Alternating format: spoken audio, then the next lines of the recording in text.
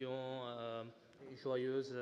Enfin, au départ, c'était pour fêter les 60 ans de Jean-Christophe, mais maintenant, bon, malheureusement, c'est devenu une journée d'hommage. C'est un honneur de parler ici, au Collège de France, et spécialement ici, dans cet amphi, où je suis venu avec Jean-Christophe quelquefois pour voir des leçons inaugurales. Bon, être de ces côtés-là, ça me fait un peu peur. Bon, mais donc je vais commencer à parler de mon exposé pour oublier la peur. Donc, en effet, je commence par expliquer les titres. Donc, en effet, j'ai choisi comme titre JC. Donc, JC, c'est JC en portugais. Et c'est comme ça qu'on a surnommé, que les Brésiliens ont surnommé Jean-Christophe. Donc, on appelle JC. Donc, voilà les plans de mon exposé. Donc, il y aura 3 parties. Donc, je vais continuer avec la partie brésilienne, comme Pierre Moussa l'a dit. Donc, je vais me présenter un peu comme j'ai fait la rencontre avec Jean-Christophe, etc. Ensuite, je vais raconter mon époque, un des travaux que j'ai fait avec Jean-Christophe pendant mon postdoctorat au collège. Et ensuite, je vais montrer des images parce que je pense que les images vaut mieux que 1000 mots. Donc, voilà. Donc, en effet, j'ai vu Jean-Christophe pour la première fois en 2000. Donc, c'était une conférence pour les 60 ans de Jacob Pallis. En effet, je me souviens très bien de ces moments. Il y a un amphithéâtre qui s'appelle Ricardo Monnier à Limpa. Bon, c'est pas de cette taille, mais bon, c'est un grand amphithéâtre. Donc, j'étais assis du côté droite, à ma droite. Et donc, j'attendais le premier exposé de l'après-midi et il avait Jean-Christophe qui entrait avec sa femme et son fils. Et donc, j'ai demandé à mon collègue à côté, Alexander Rabieto, qui est-ce. Donc, il a dit Yokos. Bon, je ne connaissais pas trop. Je venais de commencer mes études dans les programmes doctoraux de l'INPA. Et donc, ils ont parlé, en effet, de ce travail que Gougou a un peu parlé à la fin, donc sur les fers à cheval dans une forme hyperbolique. Et en effet, bon, j'étais perdu après 5 minutes d'exposé parce que Jean-Christophe a commencé à parler des fers à cheval dans une forme hyperbolique, dans une vitesse incroyable. Et donc, bon, j'ai pu comprendre les mots fer à cheval à l'époque, et j'avais une petite idée. Mais quand il a commencé à parler de une forme hyperbolique, j'étais complètement perdu. Et je crois qu'une des raisons, c'était parce que ce travail-là est très technique. Donc, c'est comme Google l'a dit, c'est un grand pavé de 217 pages qui a mis du temps à être publié. Et bon, c'est une sorte d'ironie de destin qui, en effet, en 2000, j'ignorais qu'en 2009, j'ai entamé des collaborations avec Jean-Christophe et Jaco. Bon, il y a un article en cours de préparation sur ces objets. Bon, en 2000, j'ignorais complètement que cet exposé aurait un rebond sur ma vie. Donc voilà la photo, un extrait de la photo à l'INPA, donc cette conférence 2000. Donc en effet, on voit plusieurs personnes. Donc on voit Gougou ici, Jean-Christophe bien sûr, on voit Jaco, on voit Stefano Marmi, Viviane Baladi, Arthur Avila, Sylvain Crovisier, bon bref, Sinaï, et donc Alain Chanciner. Bon, c'était une très belle conférence. Et moi, j'étais placé ici, derrière Jean-Christophe, et je suis tout couvert parce qu'en effet, je venais de déménager de ma ville au nord-est du Brésil, où il fait à peu près 30 degrés toute l'année. Et donc, je pouvais pas, j'étais pas encore habitué à l'hiver glacial de Rio. Donc, c'est pour ça que je suis tout couvert derrière Jean-Christophe. Bon, et ça, donc ça c'est en 2000. Maintenant, c'est en 2010 dans une conférence à Buzios, donc, où j'ai parlé de ce travail qui, bon, c'est toujours en cours de préparation, des rédactions d'articles, mais j'ai parlé de ce travail avec Jean-Christophe et Jacob, voilà. Bon, en effet, j'ai vu, en effet, Arthur a raconté ça, qu'à l'INPA, c'était très courant de voir Jean-Christophe dans les couloirs. Il rendrait visite à Jaco, Gougou pour travailler. Donc, on voyait Jean-Christophe tout le temps dans les couloirs de l'INPA. Mais la première fois que j'ai décidé de parler, que j'ai parlé à Jean-Christophe, c'était en 2006. Et en effet, c'est parce que j'ai cherché quelqu'un pour sauver mon postdoctorat. Et donc, Gougou m'a conseillé de parler avec Jean-Christophe parce que, bon, il était un excellent mathématicien, il parlait portugais. Bon, plus d'autres avantages. Donc, je n'étais pas convaincu par cette idée. Parce que Jean-Christophe, bon, ça fait un peu peur quand on voit son CV, Médaille Fields à 94, avec des très hautes expectatives pour ses postdoctorants brésiliens, parce que bon, les postdoctorants brésiliens qu'il a eu, c'était Gougou et Arthur Avila, donc Donc, je n'étais pas convaincu. Bon, mais à la limite, Google m'a dit le pire qui peut t'arriver, c'est qu'il va te dire non. Donc, je dois chercher quelqu'un d'autre pour sauver mon postdoctorat. Mais pour ma surprise, je me souviens très bien, il m'a dit qu'en effet, je n'avais pas besoin de... Donc, j'ai pris courage, j'ai frappé à la porte. Il a dit entrer. Et pour ma grande surprise, elle dit, tu n'as pas besoin de te présenter, Google m'a déjà parlé de toi. Et ça sera un honneur pour moi de diriger ton postdoctorat. Donc j'étais complètement sous les chocs. En effet, je quitte la salle et ma femme me demande si tout est allé bien. J'ai dit, je pense que oui, parce qu'il a dit que ça sera un honneur pour lui de diriger mon postdoctorat. Donc j'étais un peu KO, quoi. Et donc voilà, donc, en effet, il a eu cette conversation en 2006, mais j'ai mis du temps pour faire la démarche administrative. Donc je suis arrivé seulement le 17 septembre 2007.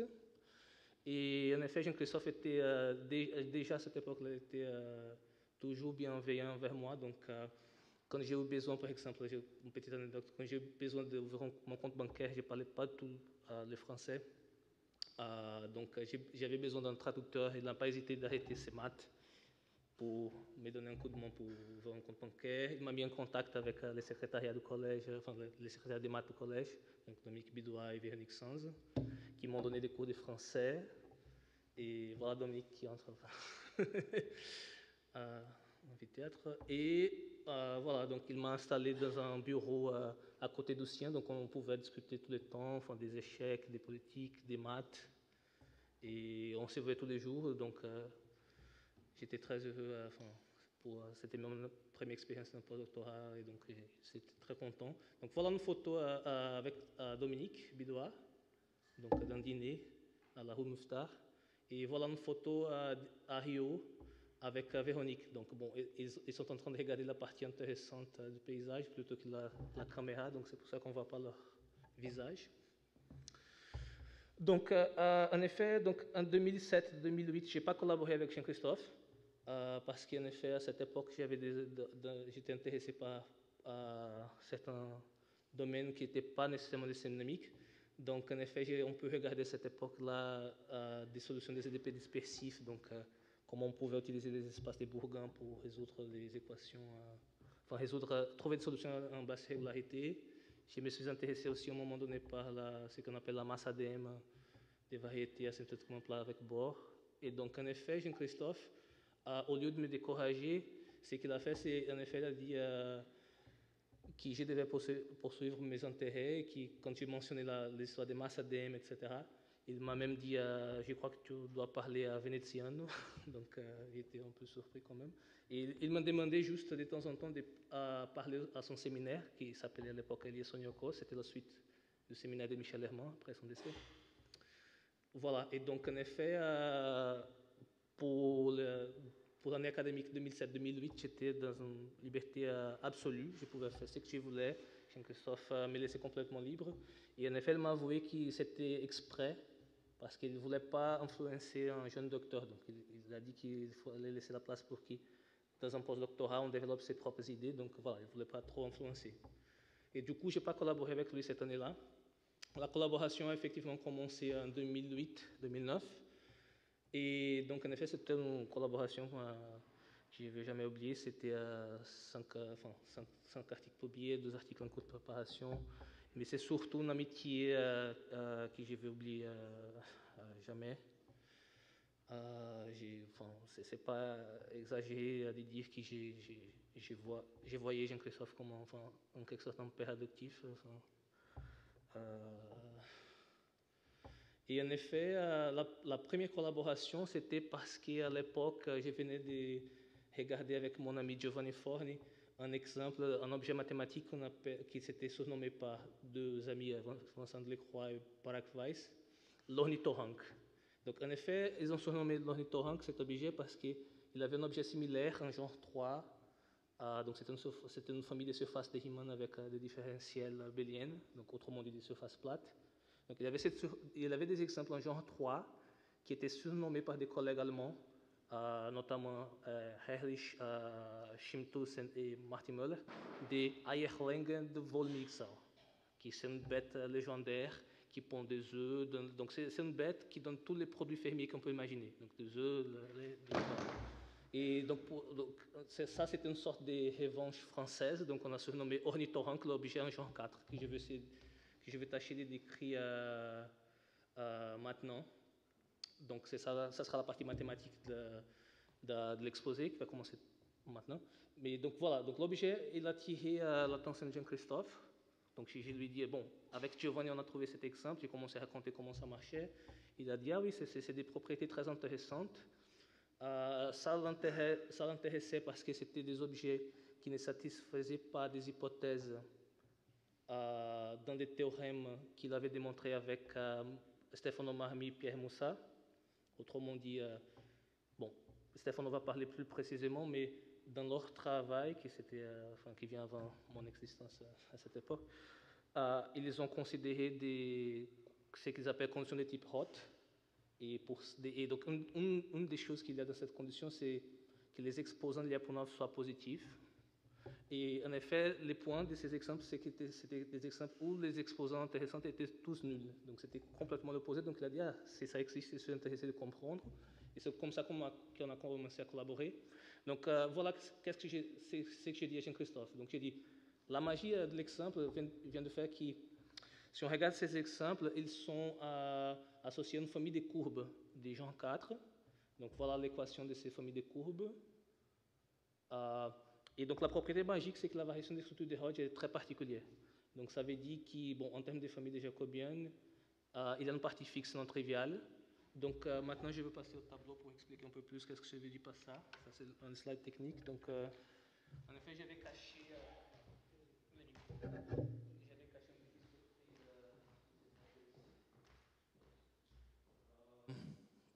oui, ça marche.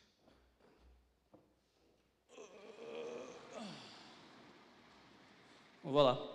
Donc, je commence en douceur. Donc, qu'est-ce que je veux dire par famille des courbes? Donc, normalement, si on commence avec une équation algébrique comme ça, disons y au carré égale à 1 au carré moins x au carré, et qu'on considère des variables réelles, et qu'on regarde l'ensemble des solutions, c'est qu'on obtient c'est une courbe. Enfin, dans ce cas, c'est un cercle de rayon 1. Mais les géomètres algébriques ont l'habitude d'appeler courbes aussi, si on prend les mêmes genres d'équations et qu'on regarde les solutions complexes. Bon, ça, c'est des courbes complexes. Et dans ces cas, en effet, bon, si on tient compte que les plans complexes, c'est des deux dimensions réelles, quand on résout ces genres d'équations, c'est qu'on obtient en effet une surface réelle ou une courbe complexe. Et dans ces cas, si on fait le calcul, on peut voir, c'est pas trop compliqué que la surface des Riemann associée, ça sera de genre 4. Bon, après un petit processus de singularisation, etc. Bon, maintenant, je crois que j'ai expliqué très brièvement qu'est-ce que c'est une courbe réelle et complexe. Maintenant, famille, qui s'était mentionné là-bas. Donc, famille des courbes. L'idée, c'est que maintenant, on prend ces équations et on ajoute un paramètre. Donc, dans ces cas, si j'ajoute un paramètre t réel positif, disons, c'est qu'on obtient, c'est au lieu d'un cercle, on obtient une famille de cercles. Et donc, ici, c'est le même principe. Si je prends cette équation-là et que j'ajoute un paramètre, donc c'est exactement ce que c'est marqué là-bas, j'obtiens une famille de surfaces de genre 4 qui sont en train de bouger quand je bouge les paramètres t. D'accord? Donc, c'est ça que je veux dire par la première phrase.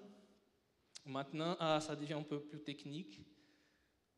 Il y a un autre tableau caché.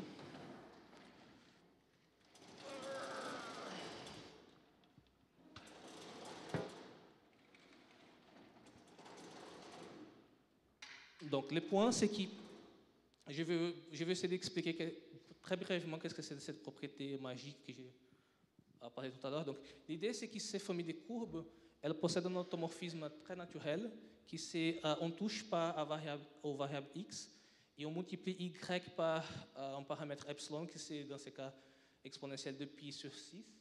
Et donc, quel est le miracle? C'est que quand on regarde cette expression-là, si on fait exponentielle, enfin, si on prend epsilon puissance 6, on obtient 1. Et donc, en effet, ça ne va pas changer l'équation après transformation. Donc, ça veut dire que ça, c'est un automorphisme. Et si on utilise cet automorphisme, bon, ça, c'est un premier aspect. Il y a une symétrie dans cette famille de courbes. Et aussi, donc la propriété magique commence à apparaître maintenant, c'est que la décomposition, donc si on regarde les différentiels holomorphes, donc appelés aussi la différentielle abélienne, on peut écrire la base, donc c'est genre 4, donc il doit en avoir 4. Bon, donc vous les voici, donc c'est toujours de la forme dx, un polynôme sur y, une puissance. Et la propriété magique, c'est lié au fait que les puissances qui interviennent, c'est toujours au moins 3. Il n'y a pas de y2 ni d'y. Donc si on traduit ça en fonction d'un objet qu'on appelle la cohomologie, ça veut dire que si on calcule l'espace, donc maintenant on regarde l'action de l'automorphisme sur la cohomologie, et ça a des espaces propres. Donc c'est ça la définition des espaces propres. Et donc si on commence à regarder ce qu'on appelle la décomposition de Hodge, on voit que la décomposition de Hodge de ces sous-espaces est très très particulière. Il y a juste un morceau H10 qu'on appelle. Donc normalement ça devrait avoir 2 morceaux, mais pour ces familles de courbes, il n'y a que les morceaux H10. Et donc ça veut dire que la décomposition de Hodge est très dégénérée. Donc ça c'était la propriété magique. Voilà, donc c'est ça que j'ai à peu près dit à Jean-Christophe à l'époque. C'est l'argument que j'avais utilisé, j'ai rédigé dans une petite note avec Giovanni. Et voilà, donc la suite, c'était la suivante. Jean-Christophe était convaincu que l'argument était correct, les calculs marchaient, mais il n'était pas très content de l'argument. Et une des raisons, c'est le fait que, par exemple, il a fait l'observation tout de suite, que si on prend cette équation-là, et qu'on remplace y par... donc si on fait l'enchaînement z égale y3, on tombe avec cette équation-là. Et cette équation-là, pour ceux qui connaissent, c'est ce qu'on appelle une courbe elliptique ou un tore. Donc en effet, cette surface-là, c'est un revêtement fini du tore. Et donc ça veut dire, dans le langage des personnes qui aiment les surfaces de translation, ça veut dire que cette surface-là, elle est une surface à petits carreaux. Donc elle est pavée par des petites copies de tore. Et donc, en effet, la question qu'il m'a posée tout de suite, c'est très bien, tu m'as expliqué la propriété magique, mais est-ce que tu peux faire un dessin concret à petits carreaux de ta surface? Et bon, je veux faire des rappels sur ces histoires de surface à petits carreaux. Donc, j'ai préparé un autre tableau ici. Oui, aujourd'hui, je suis plein de surprises. Voilà, donc une surface à petits carreaux, en effet, une description concrète, c'est on prend une collection finie des carrés de taille 1 et on donne des règles pour coller ces côtés par translation. Donc c'est ça que j'ai écrit ici. Et donc si on fait ça, on obtient une surface. Donc ici, j'ai pris 3 carrés et j'ai dit que je dois coller ces côtés avec la même marque par translation. Dans ces cas, j'ai fait une translation de 1 comme ça, un comme ça, un comme ça, etc. Enfin, ici c'est 2, pardon, 2, 1. Voilà, et donc ça c'est une surface à petits carreaux. Et donc Jean-Christophe a dit qu'en effet, par cet argument abstrait des revêtements, blablabla, on est sûr que l'ornithorynque admet un modèle comme ça, et donc il a demandé quelle est la figure, enfin, comment on peut regarder ça comme un objet comme ça. Et donc j'ai dit, je ne sais pas la réponse. Et donc en effet, je voudrais juste ajouter un petit commentaire.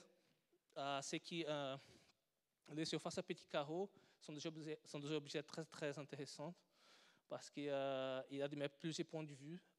Donc on peut les définir aussi en fonction des paires de permutations. Donc il suffit de se donner une collection des carrés. On peut numéroter les carrés, disons 1, 2, 3, et ensuite donner une paire de permutations pour expliquer quel est le voisin à droite d'un carré donné, donc c'est HK, et on utilise la permutation V verticale pour dire quel est le voisin en haut de l'autre carré. Et donc ça c'est intéressant pour les gens qui sont un peu experts parce que ça donne accès tout de suite à la théorie des représentations des scènes, donc le diagramme de Jung, etc. Et ça c'est un point de vue qui était exploité par pas mal de gens, donc Eskel Konkrov, et en effet par David Zmiaïkouk, c'est un ancien élève de Jean-Christophe et moi-même. Mais bon, ça c'était un petit détour. Maintenant, je veux... donc voilà la propriété magique. Donc, en effet, Jean-Christophe, vu que je ne savais pas comment produire des modèles, il a proposé qu'on travaille sur ces projets. Et donc, en effet, bon, maintenant je vais vous raconter l'anecdote, c'est qu'en effet, Jean-Christophe, pour ceux qui le connaissaient, il se levait très très tôt le matin, donc normalement avant 4h30 du matin. Et donc, pour moi, j'étais habitué à des horaires brésiliens, donc ça veut dire que tout au Brésil, normalement, commence après le déjeuner, quoi. Et donc, j'ai dû changer pas mal mes horaires pour pouvoir avoir l'honneur de boire un café avec Jean-Christophe à 6h30 du matin au collège. Et donc, en effet, ça, c'est une des choses qui me manque le plus, à force d'avoir bu du café à 6h30 du matin avec lui pour presque 8 ans. C'est une des choses qui me manque le plus en ces moments. Et bon, en effet, en travaillant sur ces projets, j'ai pu témoigner à la vitesse extraordinaire que Jean-Christophe a calculé avec beaucoup d'objets concrets. Il n'hésitait pas à calculer avec des matrices, etc. Il avait toujours des astuces qu'il m'a appris, par son exemple, que je conserve avec moi. Donc, par exemple, il disait toujours qu'il ne faut pas commencer à calculer sans regarder les symétries du calcul, parce que comme ça, on va réduire au moins par 2 le temps de calcul. Donc, bon, ça, c'est une astuce que, bon, c'est bien sûr, mais à force de les voir répéter autant, donc ça, c'est une chose que je dois lui remercier. Et beaucoup d'autres petites observations mathématiques. Et c'est sûr qu'il m'influence beaucoup. Voilà, donc maintenant, ça c'est un dessin pas sérieux de l'ornithorynque. Bon, ça c'est l'animal, c'est une photo que j'ai prise en Pologne. Et pendant un mini-cours que j'ai fait avec Giovanni Forni sur l'ornithorynque, donc c'est pour provoquer. Mais voilà les modèles. Donc à la fin, une des choses qu'on a obtenues, c'est les modèles à petits carreaux. Donc ici, ce qu'on voit, c'est on a donné des noms aux côtés. Donc il y a sigma I plus 1, sigma prime I, sigma prime I plus 1, etc. Donc il y a un gros carré qui s'est divisé en 4 petits carrés. Et maintenant, ce que j'ai dit en bas, c'est qu'on doit prendre 3 copies de ça, donc pour I égale à 0, 1 et 2, et après coller les côtés qui sont avec les mêmes noms. Et donc en effet, ça, c'est cette équation algébrique que j'avais marquée tout à l'heure. Y6 égale blablabla. Muni de la différentielle de x sur y3. Bon, ça c'est une des toutes petites choses qu'on a fait avec Jean-Christophe, parce que tout de suite, il s'est aperçu que la propriété magique n'était pas complètement généralisable, mais quand même, on pouvait la généraliser un tout petit peu. Donc, en particulier, dans le papier qu'on a publié autour de cet exemple, il y a une famille infinie d'exemples qui n'ont pas exactement la même propriété magique, mais presque. Mais presque. Et en effet, ça, c'est une famille que j'aime bien regarder à chaque fois qu'un collègue me pose une question sur les surfaces à petits carreaux. Donc, par exemple, et ça, j'ai remercié beaucoup à Jean-Christophe aussi. Donc, par exemple, Giovanni Forni m'a posé une question en 2011 s'il avait un exemple d'une surface petit carreau, comme ci, comme ça, avec des propriétés bizarres. Donc, j'ai regardé la liste que Jean-Christophe a produite à partir de cet exemple. Et en effet, il avait une réponse à la question de Giovanni. Plus récemment, Maria Mizrahi et Alex Wright ont travaillé sur un papier qui va apparaître sur Duke Mafedur, je crois, où ils avaient besoin d'un exemple aussi bizarre pour tester si leur théorème pouvait marcher aussi dans les cas de différentiel quadratique, etc. Donc j'ai regardé la liste, hop, il avait une réponse aussi à cette question. Donc voilà, c'est une famille très très riche et Jean-Christophe à la fin il a vu que cet exemple c'était juste un petit morceau de toute une famille riche d'exemples. Et voilà, donc je suis très content d'avoir travaillé avec lui sur ces projets. Bon, maintenant je vais passer sur la partie finale. Donc je vais montrer quelques photos de Jean-Christophe parce que, comme je vous avais dit, je pense qu'une image vaut mieux que 1000 mots. Donc voilà une photo de Jean-Christophe à Île-des-Cents. Donc comment il aimait bien la Bretagne. Et voilà, donc c'est une des photos qu'on a fait une fois que je suis allé à l'Octodie lui rendre visite. Donc on a fait un voyage. Il aimait bien cette photo. Donc voilà, ça c'est notre photo dans la même journée. On a fait une petite balade en vélo. Ça, c'est lui calculant des stratégies pour vaincre une partie de pétanque. Mais en effet, ces messieurs-là qui étaient en train de jouer, ils étaient très très forts et on était battu 13-0. Donc, bon, c'était pas, on n'a pas eu chance, même avec la puissance des calculatoires de Jean-Christophe. Bon. Ça, c'est encore, je crois que c'est je ne sais pas si c'est la Pondura, mais bon, c'est une photo de Jean-Christophe avec ma femme. Donc ça, c'était la partie Bretagne. Maintenant, c'est une photo à Rio. Donc, en effet, ça, c'est une photo qui a été prise chez Arthur Avila. Donc, ici, on voit Gugu, Fernando Coda Marques, Jean-Christophe, moi-même. Et en effet, ça, c'était une photo qui a été prise au moment d'une interview que les gens faisaient avec Arthur. Et en effet, on a les visages un peu, enfin, un sourire coquin parce qu'on voulait cacher de cette interview qu'on préparait une soirée poker. Donc, en effet, Fernando Marques, il cache les jetons et moi, je cache les cartes. Donc, c'est pour ça qu'on a un peu l'air un peu...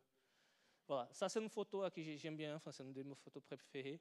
C'était une photo qu'on a prise très, très tôt le matin au Métag Leffler. Donc, on travaillait... Bon, c'est la façon que Jean-Christophe aimait bien travailler, c'était regarder les objets combinatoires. Bon, c'est pas clair ici, mais il s'agit de regarder beaucoup de matrices 4 par 4. Bon, ici c'est 2 par 2, mais en effet, chaque entrée c'est un bloc 2 par 2, donc c'est effectivement 4 par 4. Et donc, en regardant ces genres de matrices, on a pu comprendre des choses qui ont servi après dans un travail commun avec Martin Möller, qui bon, je suis particulièrement fier. Et voilà, donc ça, c'était un des moments qui a fait... On a pu démontrer en LEM que c'était que je trouve intéressant. Donc ça, c'est encore en Suède, donc avec Okan Eliasson, Duke Schmer et Michael Benedicts. Donc on voit la pièce où il était en train de travailler avant. Donc ça, c'est un des plusieurs promenades en bateau que Jean-Christophe a fait. Donc ici, il est en train de pointer les îles qu'on va visiter en Suède. Aux alentours de Stockholm. Donc ça, c'est une photo que Jacob m'a demandé de prendre parce qu'il a trouvé trop rigolo Jean-Christophe avec sa casquette en train de sortir du KTH. Et Jean-Christophe était content, en effet, parce qu'au KTH, il pouvait se déplacer en vélo. Donc c'était un moment très, très joyeux pour lui. Ça, c'est Lennart Carlsson, Jacob Pallis et Jean-Christophe au KTH aussi. Donc ça, c'est quand il a fait connaissance de ma fille. Donc... Et en effet, en guise de conclusion, avant de passer la parole à Stefano, je voudrais vous remercier pour l'opportunité de m'écouter. Je suis très content de pouvoir partager quelques souvenirs d'un être humain très singulier. Et pour conclure, je voudrais dire en français merci beaucoup à vous et en portugais muito obrigado por tudo, JC. Oui, en fait, je ne suis pas 100% sûr que mon français soit si bon, dans le sens que j'ai toujours fréquenté des copains qui m'ont encouragé à parler français, mais donc après, tu ne sais pas si le jugement est objectif ou est dicté par l'amour. Et donc, j'avais pensé des souvenirs plats. Mais après, je me suis dit que j'ai l'impression que les souvenirs plats, c'est quelque chose qui c'est un jeu de mots un peu hasardeux et je n'ai pas voulu faire ça. Alors, la première fois que j'ai rencontré Jean-Christophe, c'est en 1988. Je connaissais des noms, mais pas des personnes. Alors, je suis désolé. Je pense qu'il n'y a pas de moyen d'agrandir la photo, mais elle va rester. Et de toute façon, c'est une photo que j'ai eue grâce à... J'espère que ce soit la bonne version. Bon, on verra. Parce que j'ai eu grâce au service à l'archive photographique de l'ICTP. Alors, en premier rang, il y a Pallis et Ziman. En fait, il y a aussi Ismail, et il y a René Thom, Michel Herman, Magnier et beaucoup d'autres. Et il y a Jean-Christophe. On va voir un agrandissement de ça un peu après. Et dans la foule, je suis là dans un coin. Mais le point, c'est que j'avais participé à cette école comme étudiant, et c'est la conférence à laquelle Jean-Christophe a donné son exposé sur sa preuve que la condition de Bruno est pas seulement suffisante, mais aussi nécessaire pour la convergence de la linéarisation du polynôme quadratique. Et on a parlé ce matin de l'importance de ces résultats. C'est essentiellement, après le travail de Jean-Christophe, à ma connaissance, il y a pas de progrès sur des problèmes de petits diviseurs dans cette direction. Il n'y a pas de nouvelles classes pour lesquelles on a des conditions nécessaires et suffisantes. Et quand même, identifier exactement la classe en maths, c'est quelque chose d'étonnant et surtout quelque chose qui avait échappé des immenses mathématiciens pour au moins un siècle. Et j'avais fait un petit travail, moi, et j'avais donné un petit exposé, et Jaco et Marcelo, que j'ai rencontrés là, et je ne connaissais pas avant, ils m'avaient encouragé à parler de ce que j'avais fait avec Jean-Christophe. Et voilà, bon, ça c'est l'enregistrement de la photo de Jean-Christophe. Et ce qui est arrivé, c'est que Jean-Christophe m'a regardé ses dessins. Au début, il avait des doutes sur ce que je lui montrais. Et après, de toute façon, il a commencé à me raconter ce qu'il avait fait. Et on a passé des heures à se promener dans les jardins autour du château de Maximilien d'Autriche. La plupart des gens qui sont ici ont été, je pense, à l'ICTP, c'est bien de quoi il s'agit, c'est juste un souvenir. Et ça, c'est les petits dessins que je lui avais montrés. Il m'a commencé à raconter en détail la démonstration qu'il avait faite, et avec une patience et une gentillesse extraordinaires, et qui ont été constants tout le temps, pour 28 ans qu'on a discuté des maths ensemble, parce que je l'ai toujours interrompu souvent dans nos discussions, normalement parce que je n'arrivais pas à comprendre, tout simplement, c'est trop compliqué. Et il n'a jamais perdu. C'était essentiellement toujours disponible à donner plus d'explications, avec vraiment quelque chose d'extraordinaire. Et la même année, bon, en particulier, il m'a raconté qu'est-ce que c'était la fonction de Bruno plus en détail, et ça a été le commencement d'une collaboration avec Pierre Boussat, qui est le chairman de l'après-midi, qui a amené à 10 ans de maths autour de ces petits problèmes. Mais aujourd'hui, je veux parler des travaux que nous avons faits plus tard, mais je veux quand même prendre l'occasion de passer un mot sur l'ICTP, parce qu'il y a, et après je ne suis pas sûr que je vais revenir sur ça, il y a sûrement 2 adresses en Italie que Jean-Christophe a visitées beaucoup de fois. Et un, c'est le centre de physique théorique de Trieste. En fait, il avait déjà été, j'ai une autre photo, toujours grâce à l'ICTP du 86 avec Jean-Christophe. Il a servi dans le conseil scientifique de l'ICTP pour des années, etc. Et l'autre, c'est bien sûr l'école normale, mais ça, on va voir après.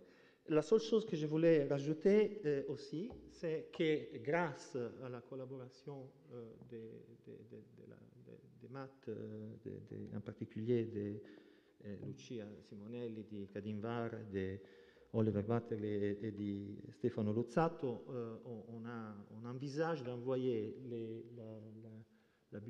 les bouquins de mathématiques de Jean-Christophe à l'université Pierre Berger en Sénégal, parce que c'est un peu une idée qui est née après le séjour qu'en 2011-12, Jean-Christophe avait fait à l'African Institute of Mathematical Sciences, toujours au Sénégal. Ce n'est pas exactement le même endroit, c'est quelque chose de plus récent et surtout qui n'a pas un programme continu d'étudiants. Par contre, l'université, c'est une université. Et parce que là, effectivement, il y a, disons, c'est un peu un choix dicté aussi par le fait de donner les choses là où il y en a besoin pour les rendre fécondes. Et donc, on a pensé que ça pourrait être une façon efficace de faire un bon usage de son héritage des bouquins de maths. Et après les travaux, donc on a passé 10 ans à parler des fonctions Bruno, et en 1988, par contre, 98, je suis désolé, la photo est un peu meilleure, on a organisé une école à Cetraro sur les petits diviseurs. Alors, le petit diviseur, c'est le thème qui a été discuté en détail ce matin.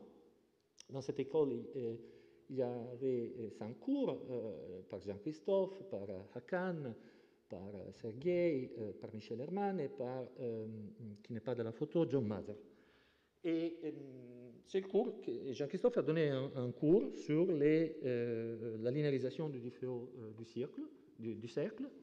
Et Et je pense que c'est je suis sûr aussi que c'était un très joli souvenir pour Jean-Christophe. Il était là avec sa famille, la mer était magnifique. Et il y a dans cette photo pas mal de gens. Il y a Sylvain, il y a Samuel, Pierre, bien sûr, Bassam. Bon, je pense qu'il y a... Je perds des gens, mais bon. Comment? Bien sûr, oui. Je pense que c'était bien visible, bien sûr. Bon, à Cannes aussi, etc. Et c'était la même année, en automne, Jean-Christophe a commencé. Alors, donc, il a donné un cours sur la linéarisation du difféo du cercle, on a parlé ce matin. Et la même année, il nous a commencé à parler des transformations d'échange d'intervalles. Et donc, qui a été l'objet de la collaboration entre Pierre, Jean-Christophe et moi pour, à partir essentiellement de 98-99 jusqu'à la fin. Et donc, je souviens une chose que tout le monde à la salle connaît, mais de toute façon, que les rotations sur les cercles sont en fait un exemple d'échange d'intervalle. Si on fait simplement l'effort d'oublier pour un instant le cercle et de les regarder sur l'intervalle. Et donc, il y a une discontinuité apparente, bien sûr, qui est dans les points de coupure de l'intervalle. Et dans ces cas, c'est apparent. Dans les cas généraux, ça ne sera pas apparent. Et l'action est donc juste de diviser un intervalle en deux. Le nombre de rotations est donné par le rapport. Ici, l'intervalle est de longueur 1 par le rapport d'une partie sur le tout. Et on peut voir de cette façon aussi, bien sûr, les difféos et les homéos du cercle, exactement de la même façon. La différence étant dans ces cas que, bien sûr, il faut se donner deux partitions. La combinatoire est toujours triviale. Mais il faut se donner deux partitions parce que les longueurs peuvent varier, bien sûr. Donc, il n'y a pas de raison que les longueurs sont préservées. Et on a commencé à parler des échanges d'intervalles. Et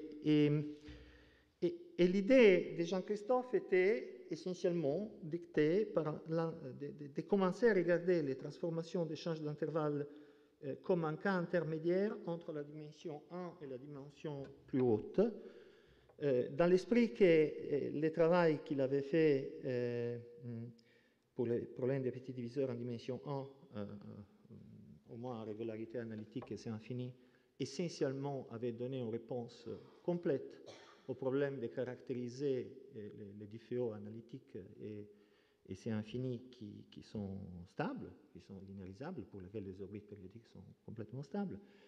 Et par contre, attaquer les problèmes en dimension plus haute posait des difficultés qui semblaient et qui semblent toujours, à ma connaissance, extrêmes.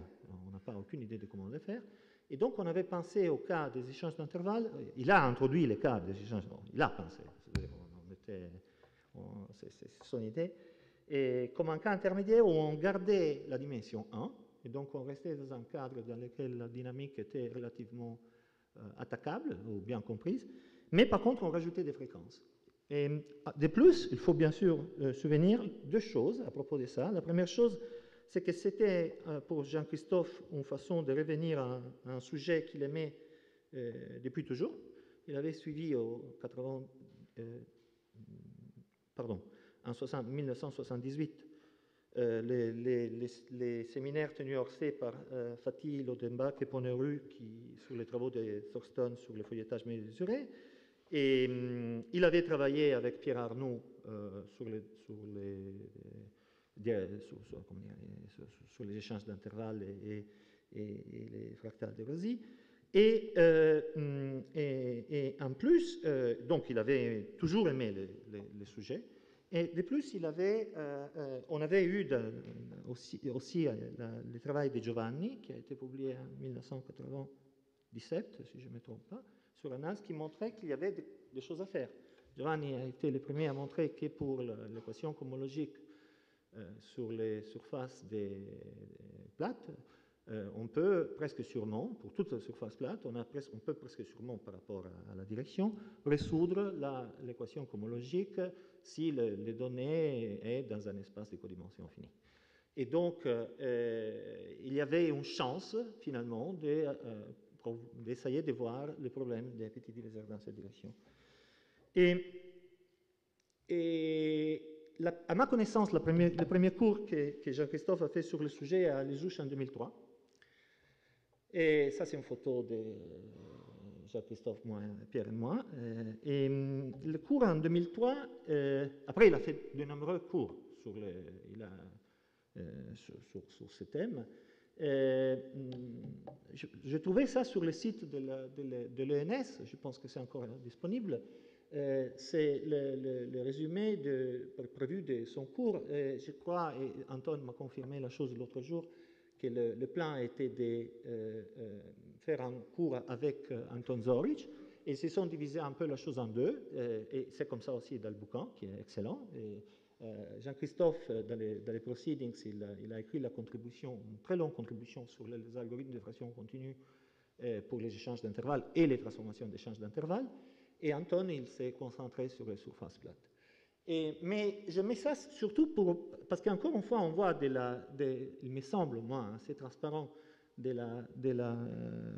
l'abstract de son cours, la liaison qui était présente dans sa tête entre le problème des petits diviseurs en dimension 1 et donc le problème des fractions continues, et en particulier l'analyse des difféos et de la rotation sur les cercles, et ce qui venait après.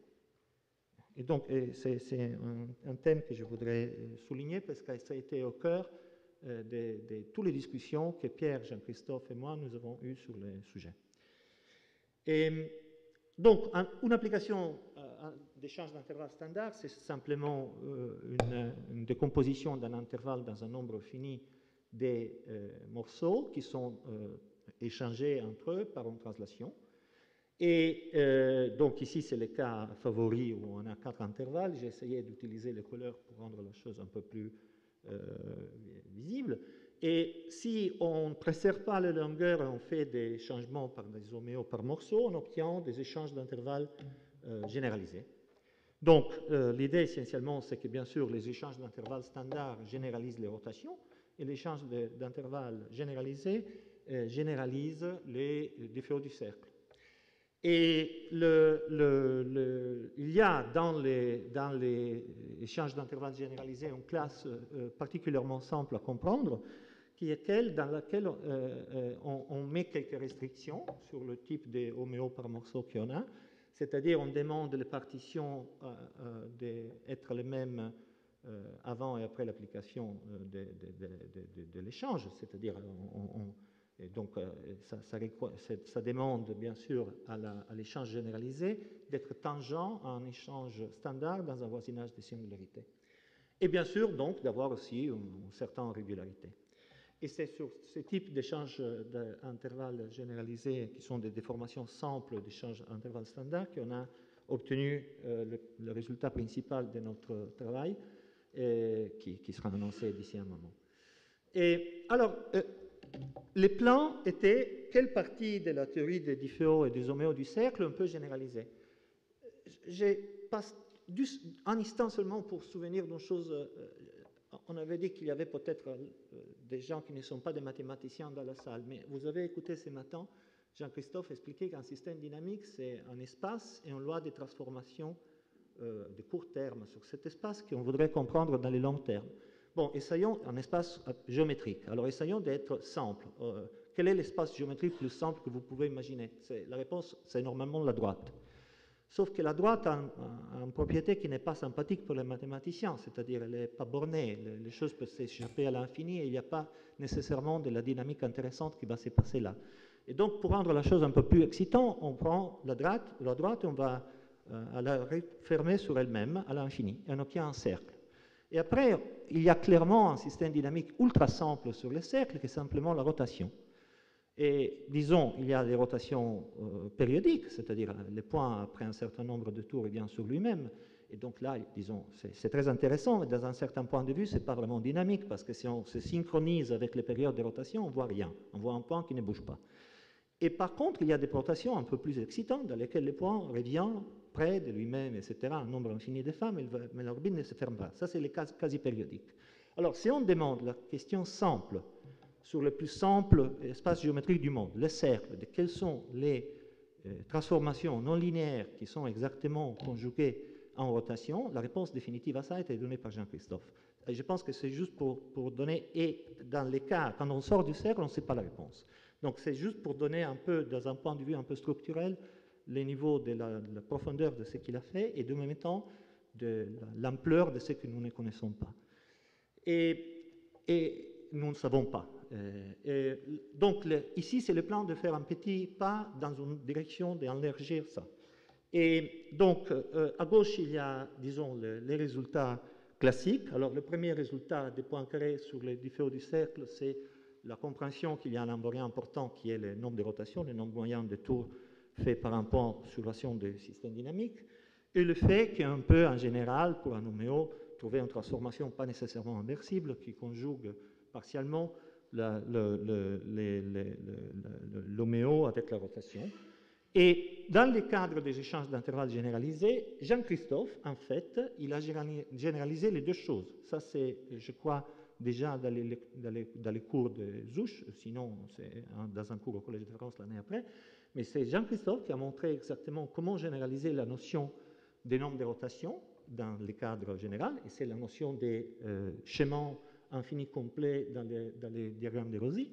Et c'est Jean-Christophe qui a généralisé le théorème des points carrés, et il a montré un théorème de semi-conjugaison qui est l'analogue parfait du théorème des points carrés dans le cadre d'échanges d'intervalles généralisés.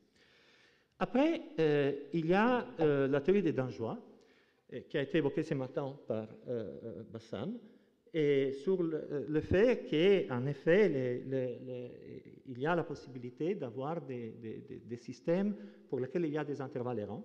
Alors, on n'a pas du tout des résultats comparables à la compréhension qu'on a de ces choses dans le cas du cercle, mais il y a quand même un résultat qu'on a obtenu en 2010, dans lequel on montre que presque tous les échanges d'intervalles généralisés pour lesquels simplement les transformations sont, au lieu d'être des translations, sont des transformations affines, ont des intervalles errants. Donc, c'est plutôt un résultat dans la direction des instables, si vous voulez, dans un certain sens. Mais il y a aussi, et ça c'est la première chose qu'on avait montré ensemble en 2005, un résultat qui est analogue à celui de Giovanni Forni, mais qui prend la direction donc un peu différente de mettre un très fort accent sur avoir des précisions sur la nature arithmétique et peut-être des théories des nombres du problème.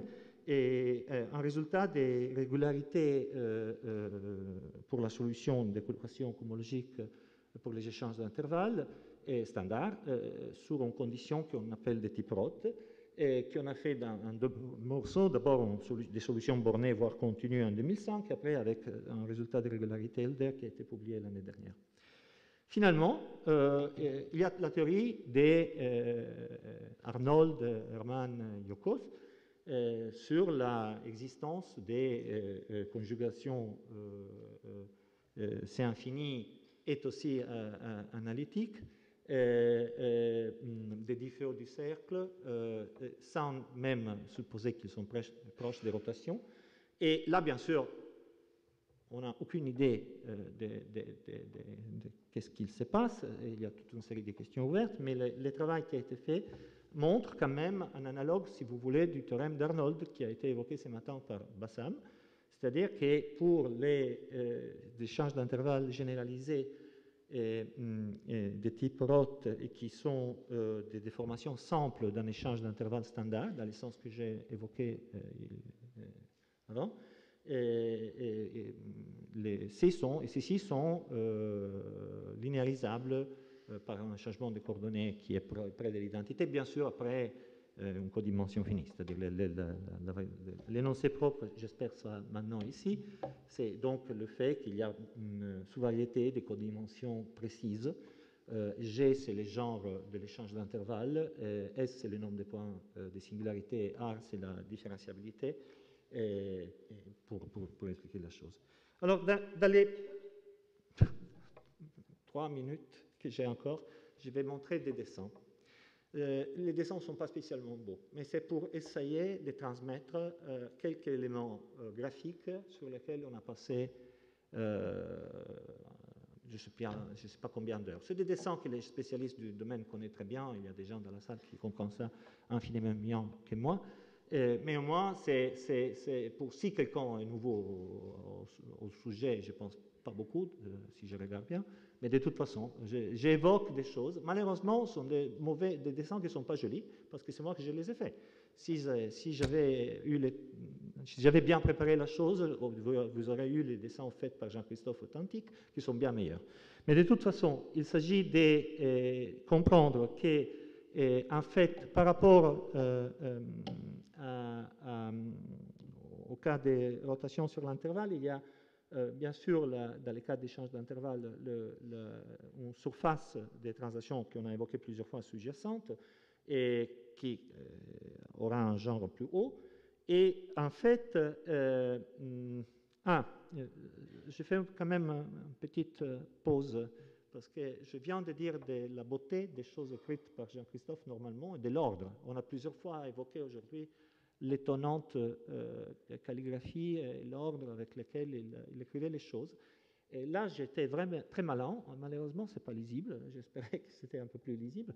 Mais j'ai retrouvé hier, et c'est un souvenir que j'avais oublié, une feuille de papier sur laquelle Jean-Christophe avait marqué un discours qu'il a fait, le dernier cours qu'il a donné en 2004 à l'école normale. L'année 2004, Jean-Christophe a eu la chaire de Giorgio Venturi à l'école normale de Pise.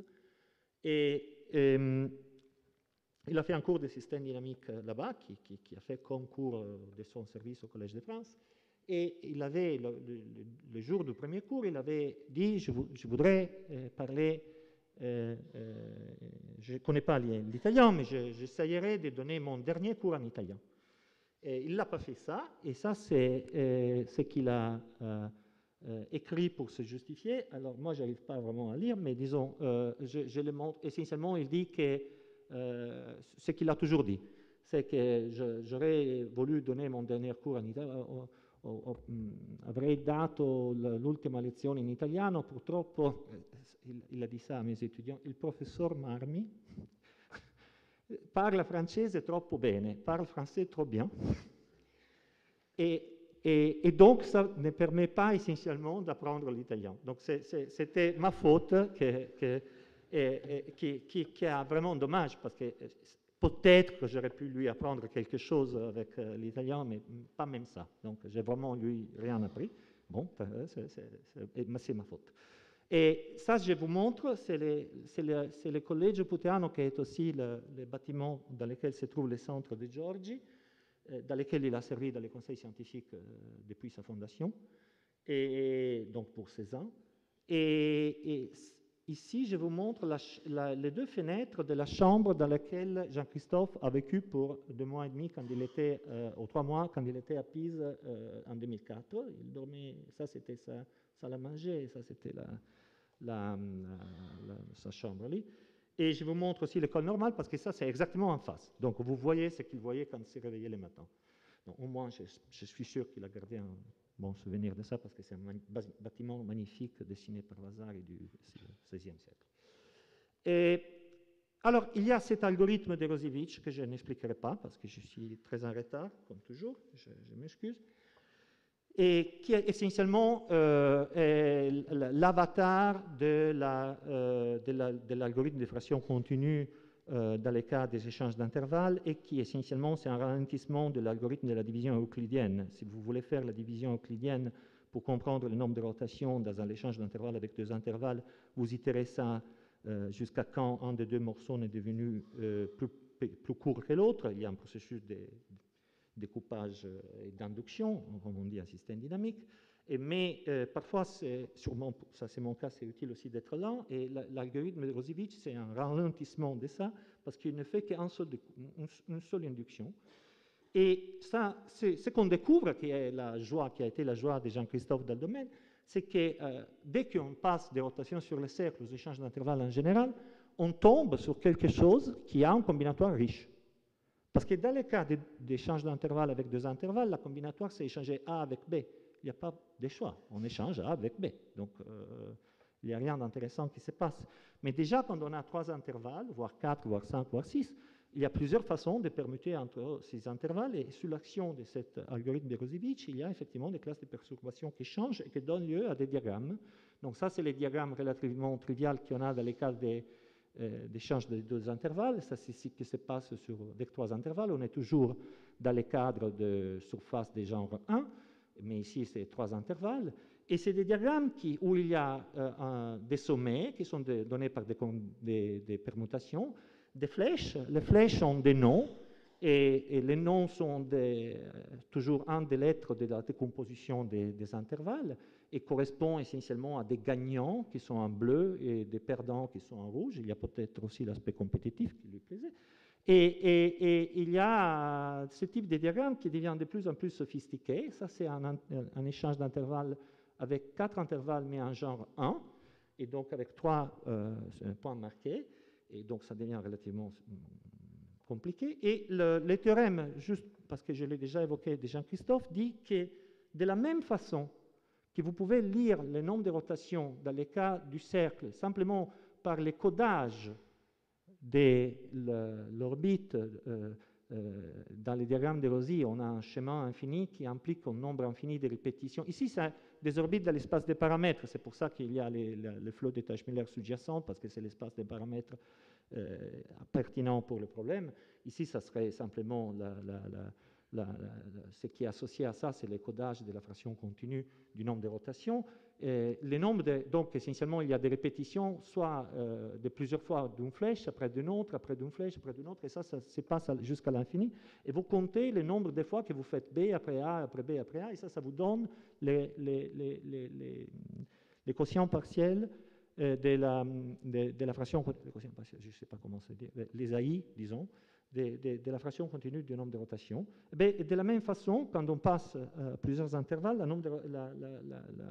la fraction continue et le codage vous sont donnés par les schémas infinis que vous obtenez dans ces diagrammes. C'est un schéma qui ne passe pas nécessairement par tous les sommets, mais qui doit prendre un nombre infini de fois toutes les lettres. Les lettres étant les lettres des flèches. Et ça, c'est une photo de Jean-Christophe Pierre à Sienne en 2004. Alors, c'est quelque chose que je veux dire parce que le temps est essentiellement fini. C'est très difficile pour moi de distinguer, dans le cas de Jean-Christophe, la relation scientifique de la relation avec l'ami. Et le fait que j'ai mélangé continuellement des photos avec des maths, c'est comme ça que c'est passé. Et je pense que pour Pierre, c'est pareil. Donc, donc, ici, voilà, ça c'est un dessin fait par moi, pas spécialement joli, mais c'est juste pour... ça, c'est juste pour dire, il sortait avec des choses de ce type plus compliquées, il pouvait les produire à la main, je pense, un truc comme ça, dans le temps physique de les dessiner. Il n'y avait pas, disons, aucun délai entre la main et le cerveau. On produisait ça comme ça, à l'impronta, on dirait en italien, je ne sais pas en français. Et les théorèmes, juste pour évoquer, de Joukowski qui généralise les théorèmes des points carrés, se basent sur 2 ingrédients. L'ingrédient numéro 1, c'est celui que j'ai essayé d'expliquer, c'est que la notion de nombre de rotations pour un échange d'intervalles généralisé est donnée par les schémas infinis complets, dans le sens que chaque lettre doit être prise un nombre infini de fois dans les diagrammes de Rosy. Et le théorème de Jean-Christophe dit donc que ça, c'est une notion qui est bien définie dans les cas irrationnels. Ça, ce n'est pas une vraie restriction, parce que aussi la fraction continue, elle est bien définie de façon univoque et infinie seulement dans les cas rationnels. Donc, c'est vraiment la même assumption. Et le théorème dit qu'un échange d'intervalles généralisé et semi-conjugué, un échange standard, dès que les deux ont le même nombre de rotations. Donc, c'est vraiment la généralisation au genre quelconque du théorème des points carrés, qui est essentiellement un théorème qui est valide en genre 1. Et